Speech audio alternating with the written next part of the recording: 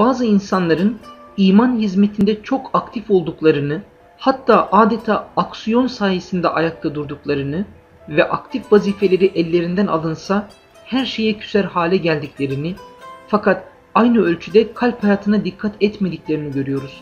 Makbul aksiyon nasıl olmalıdır? Aksiyon ve kalbi hayat dengesi nasıl sağlanabilir? Aksiyon başlı başına bir güzel iş. Bu imanla desteklenirse mutlaka mükafatını görür. O dediğiniz şey kalbi ve ruhi hayat. İnanma seviyesinin normal, sıradan inanma seviyesinin üstünde, sıradanlığın üstünde ayrı bir paye, ayrı bir mansıp, ayrı bir mazhariyettir. Onun için hani bir yerde iman çok önemli. Bir insana imanı kazandırmak, bir insanı veli yapmaktan daha önemlidir diyor. Çünkü insan veli olmayınca yine cennete gidebilir. Fakat imansızsa bir insan cennete gidemez. Yani oradan önem kazanıyor. Ve hadis-i şerifte bir insana imanı kazandırmak, üzerine güneşin doğup battığı her şeyden veya daha sıhhatli hadis, yığın kırmızı koyunlardan, deve de diyebilirsiniz. Günümüzün kriterleri içinde meseleyi ele alacak olursanız, yığın Mercedes'ten daha hayırlıdır. Çünkü bir insanı ebedi mutlu ediyorsunuz. Çok önemli. Şimdi bu kendi çapında çok önemli. İmanı elde etmesi. Yürekten, izan ölçüsünde Âmentü billahi ve melâiketi ve kütübü ilâ ahiri demesi ve bunların hepsini nasıl kabul edilecekse öyle kabul etmesi çok önemli. Bunun üstünde bir mesele var. İnsanlar bunların arka planını da duyması. Delaile müstenit olduğunu görmesi. Bir yönüyle içine doğan şeylerle o mesele yeniden daha farklı bir zaviyeden, farklı bir seviyeden okuması. Cismaniyetten çıkmaya, bedeni hayatı bırakmaya, kalp ve ruhun dereceyi hayatına yükselmeye davet var, çağrı var Mesnevi'de bildiğiniz gibi. Şimdi o da ayrı bir şey yani. Kalbi ve ruhi hayatın olması, gerçek bir imani heyecanın olması. O olmayınca insan cehenneme gider demek değil yani. Her şey yerli yerine koymak, Allah'ın vazettiği kıstaslara göre, sahibi şeriatın vazettiği kıstaslara göre hareket etmek lazım. Yoksa hiç farkına varmadan çok ciddi bir suizanla girer. Zebaniler gibi herkesi cehenneme doldurursunuz. Zebaniler Allah'ın memuru da siz o meselenin memuru değilsiniz müsaadenizle. Onlar o vazifeyi yaparken Allah'ın emrine riayet ederler. Siz onu yaparken suizanınıza takılıp gitmiş olursunuz. Hafizan Allah. Ayrı bir mesele. Fakat o kalbi ve ruhi hayat mevzu insanda gerçek dengenin teessüsü adına çok önemlidir. Kalp hakemliği, vicdan hakemliği orada. Bir yönüyle latife-i Rabbaniye'nin hakemliği. İnsanın iç dünyasının hakemliği çok önemlidir. Ona müracaat etmesi. Eğer o seviyede değilse bir insan, hakikaten kendisine verilen bir kısım payeler elinden alındığı zaman küsebilir, gönül koyabilir. Fakat hani bu kardeşimiz benden daha iyi, daha liyakatlı. Arkadaşlarımızın çoğunda bunu görüyoruz yani ben şahsen. İşlerini bilemem ben. Bunların işlerini Allah bilir. İşlerindeki şey de öyleyse o bizim bildiğimizin ötesinde Cenab-ı Hakk'ın ayrıca iki sıradan bir lütfuna mazhariyetin vesilesidir. Onu bilemeyiz biz. Fakat şuradan ayrıl, şuraya git deyince heyet veya kim işte nerede ne vazife yapıyorsa şimdi siz biraz yer değiştirseniz veya kendi gelip diyor ki ben yer değiştirsem veya diyor ki şu kardeşimiz benden daha istidatlı. Hakikata tercüman olması açısından hakkın hatırı âlidir. O daha müessir gibi görülüyor. Böyle diyen arkadaşlar da oluyor. Şimdi bunları biz nahnu nahkumu bizzahir mecelle kuralı açısından onların dedikleri şeye bağlarız. Nasıl diyorlarsa onun öyle olduğuna inanırız. Ama gerçekten işleri de öyleyse o çok önemli bir mükafata vesiledir onu. Onu bilemiyoruz. Onu ancak Allah takdir eder. Evet bu mesele böyle. Şimdi o kalbi ve ruhi hayata gelme mevzu Hani İhlas Risalelerini yazmış burada. Çok şeyler söylüyor. Zannediyorum onlardan sonra söylenecek her söz zahit. Uhuvvet Risalelerini yazmış. Onların haşiyesi gibi bir sürü layıkalar var yani. Kardeşliğin önemi, kardeşlerini öne çıkarma, fenafil ihvan olma. Yani kardeşlerin hissiyatında, kendi hissiyatı itibariyle kardeşlerin hissiyatında fani olma. Onların hissiyatını kendi hissiyatına tercih etme. Onların onurunu kendi onuruna tercih etme. Bunlar nazari planda orada anlatılan şeyler çerçevesinde hep ufuk gösteriliyor bize. Yani gerçek faziletin, meziyetin, belki gerçek insani değerlerin orada olduğu hatırlatılıyor. Fakat bu meselelerin arka planında esasen Allah'a doğru inanma var. Öbür tarafa doğru inanma meselesi var. Dini mübini İslam'a doğru inanma meselesi var. Ve hakkın hatırını âli tutma meselesi var. Yoksa insanız yani hepimiz. Bir yerden böyle bir adım geriye itildiğimiz zaman geriye itilmeye karşı ruhlarımızda tepki hissi vardır. Hemen bir reaksiyon gösteririz. Fakat olsun madem hakkı ilan mevzu, madem o kardeşimiz, o da bizim kardeşimiz ve bana kardeşimin hissiyatında fani olma işi düşüyor. Öyleyse varsın o kardeşim bu işi götürsün. Ben de bir adım arkadan bu meseleyi götürürüm falan. Şimdi bunlar bu türlü mülahazalara girerek sonra iradenin hakkını verme sadedinde ortaya çıkacak şeylerdir. Değişik vesilelerle ifade edildiği gibi böyle işin hikmetini, maslahatını ve bu mevzuda akliliğini bulma mevzuna ortaya konacak bu tefekkür cehdi, o bile çok önemli sevaplara vesiledir. Yani bir yerde nefsini baskı altına alıyorsun, enaniyetini baskı altına alıyorsun, başkalarına karşı olumsuz duyguları ve düşünceleri baskı altına alıyorsun. Hepimiz insanız. Belli ölçüde olur. Mesela Hazreti Pir diyor ki bir insan olarak, mesela bir anlık diyor damarıma çok dokundu diyor. Önemli bir mesele. Fakat sonra şunu düşündüm. İşte o düşündüğü şeylerle bir yönüyle damarına dokunduran o şeyi Erzurumların tabiriyle kırkab ediyor. İki büklüm hale getiriyor.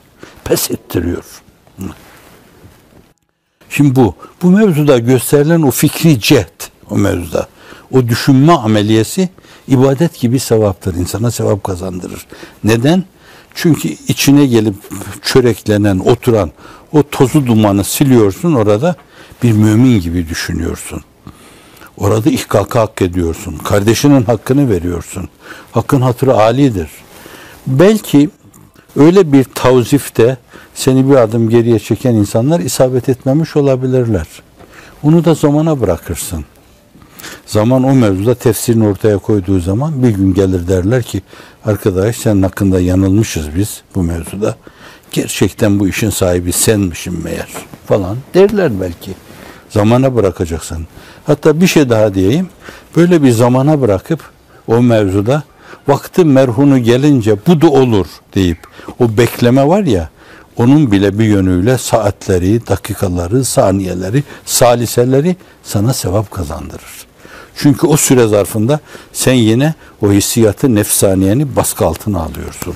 Herkeste olur bu. Enbiya insan masumdur. Göklerle irtibatları vardır onların.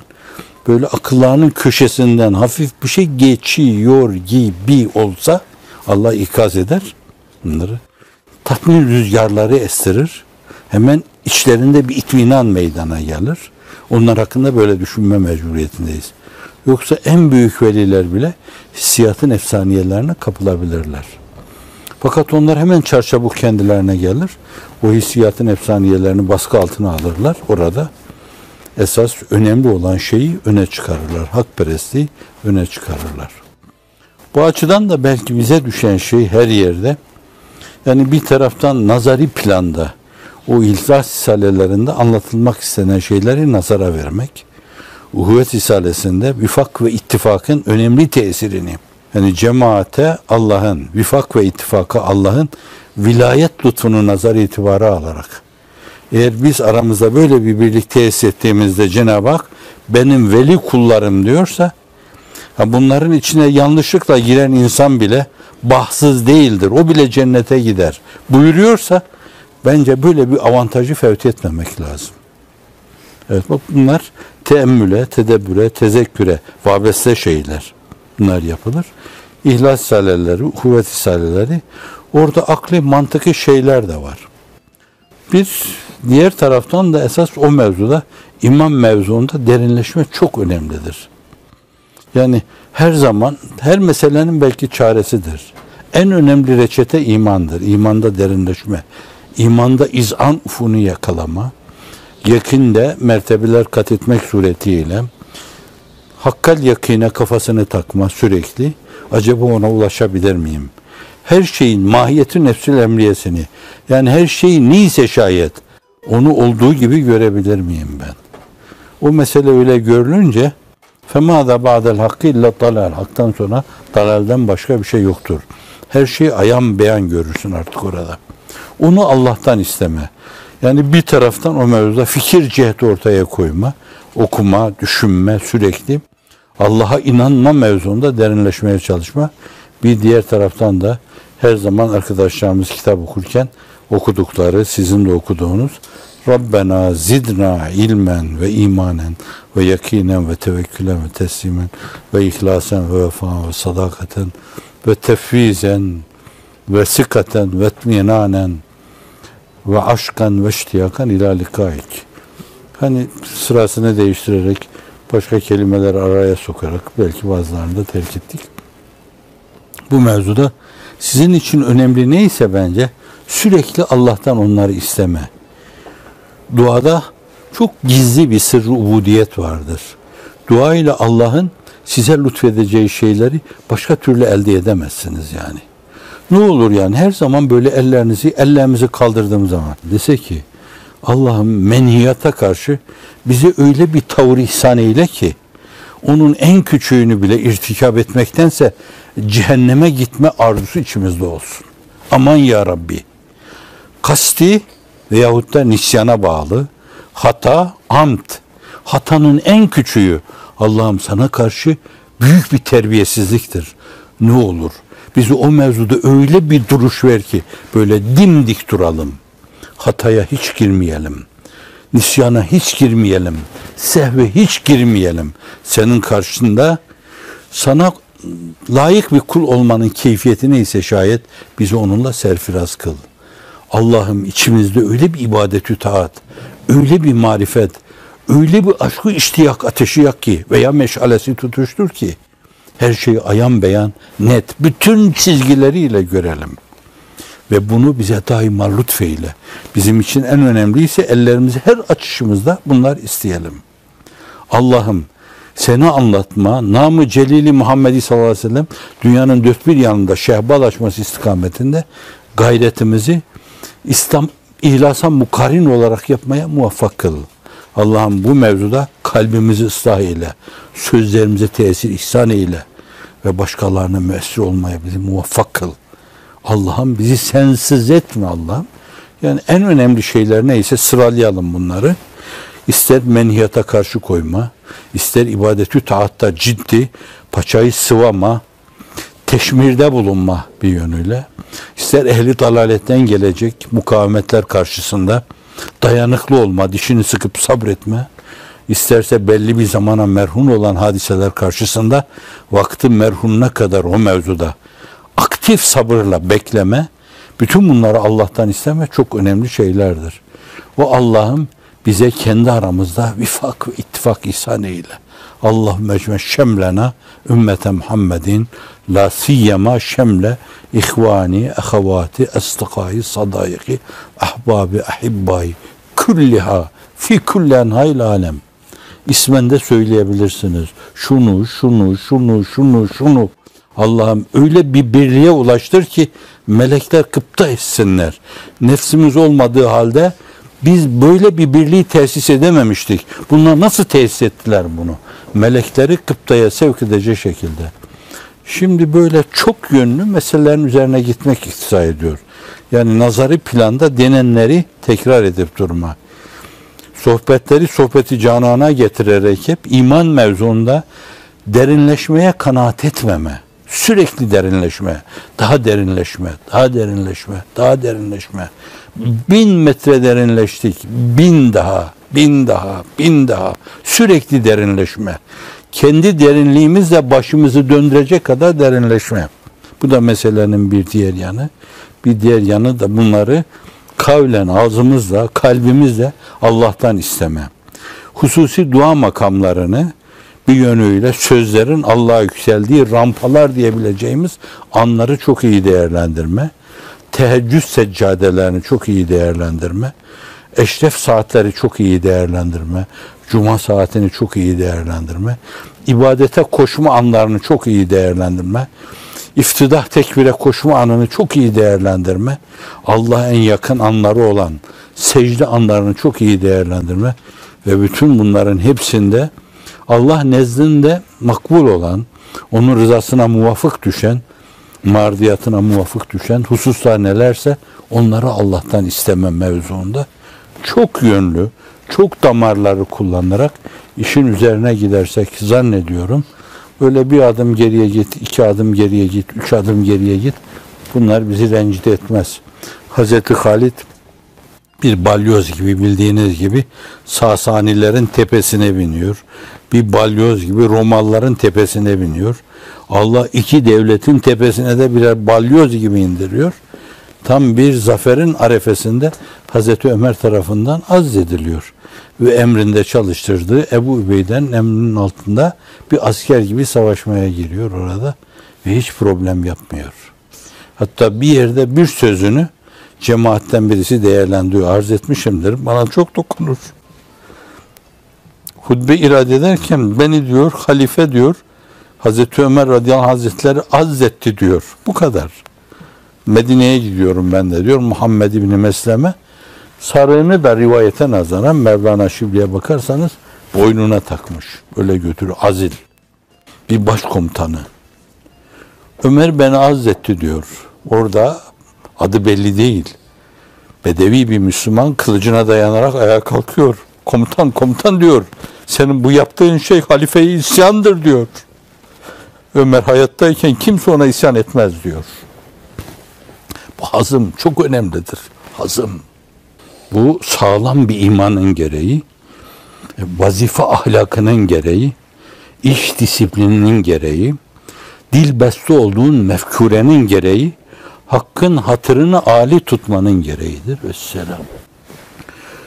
Şimdi kalp hayatı olması ayrı bir mesele. Bir insanın kendinde ciddi bir kalbi hayat olduğunu, bir ruhi hayat olduğunu ve meseleyi sır ufkundan götürdüğü, taşıdığı, böyle hafif vadilerinde dolaştığı vehmini yaşaması o başka bir mesele. O tehlikeli bir konu. Yani insan hakikaten velayetin en yükseğine kendisini ulaştırabilecek ölçüde azmi ikdam içinde bulunması lazım. Cihd-i gayret içinde bulunması lazım. Samimiyet içinde bulunması lazım. Yaptığı her şeyde bir yönüyle o mevzudaki düşüncelerini böyle sermeli, analiz etmeli onu. Hani 1000 parçalı bir şey, 1000 kareli bir şey. Böyle bakmalı hakikaten ben bu karelerin içinde Rabbimin marziyatının dışında Allah Allah bir şey göremiyorum. Ya benim gibi bir adamda olması lazımdı bu. Arz edebiliyor muyum? Fakat göremiyorum yani bir şey. Rabbimin rızasının dışında bir şey düşünmemişim yani.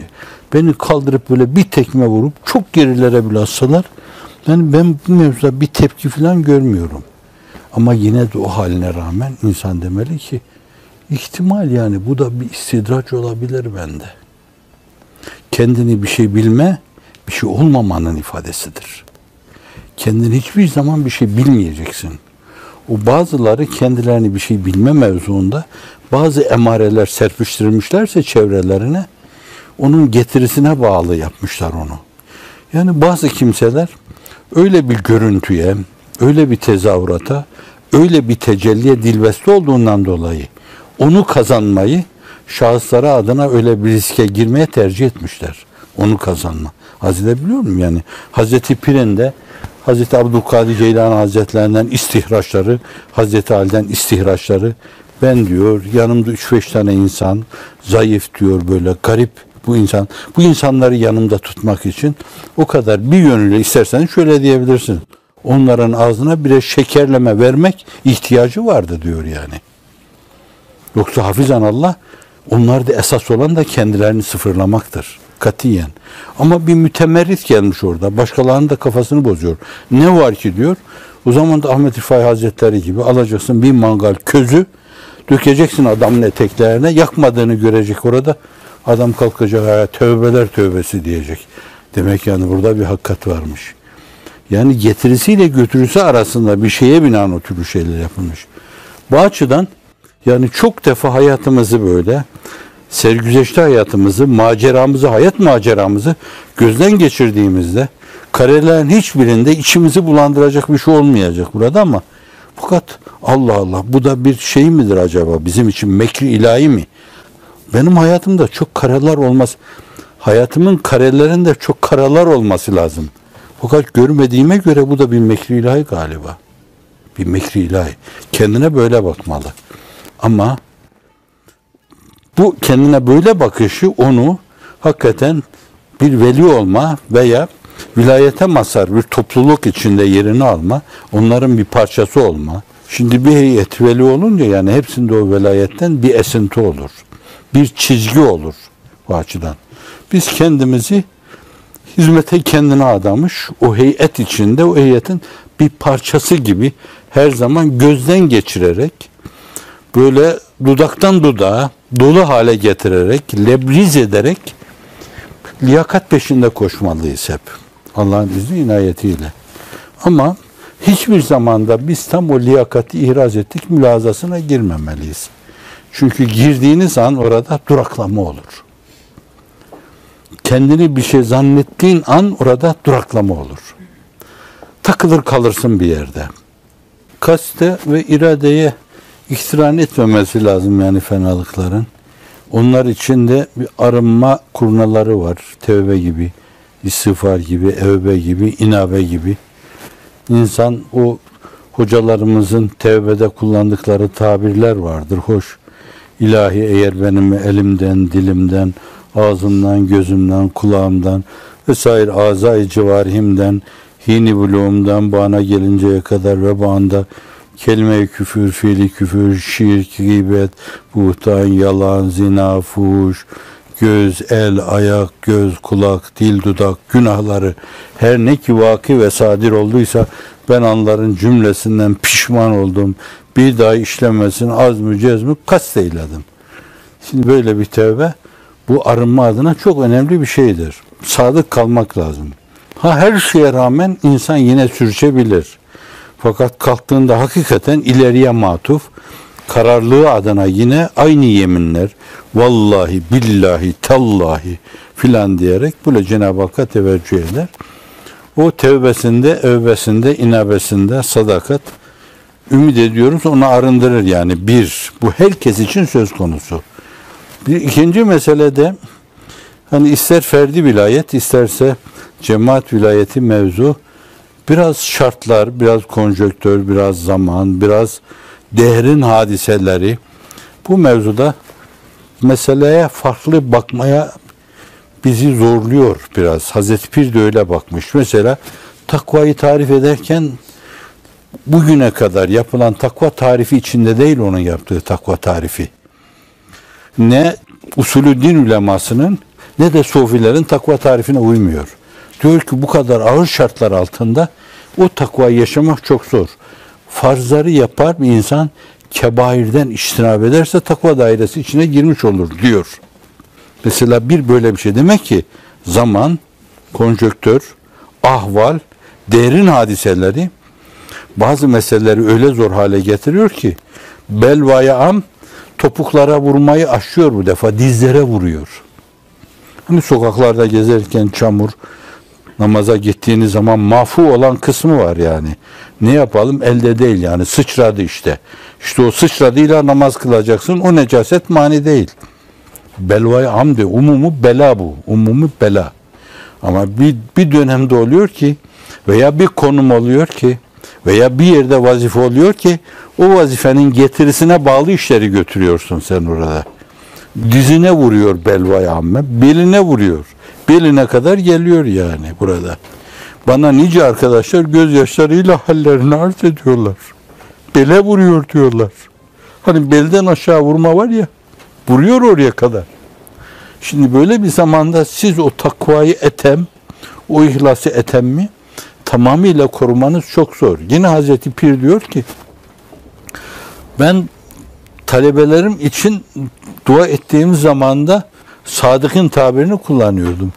Ben şimdi diyor bu zamanda diyor bu ağır şartlar altında o sadakati koruma çok zor olduğundan dolayı o tabiri telaffuz etmiyorum diyor.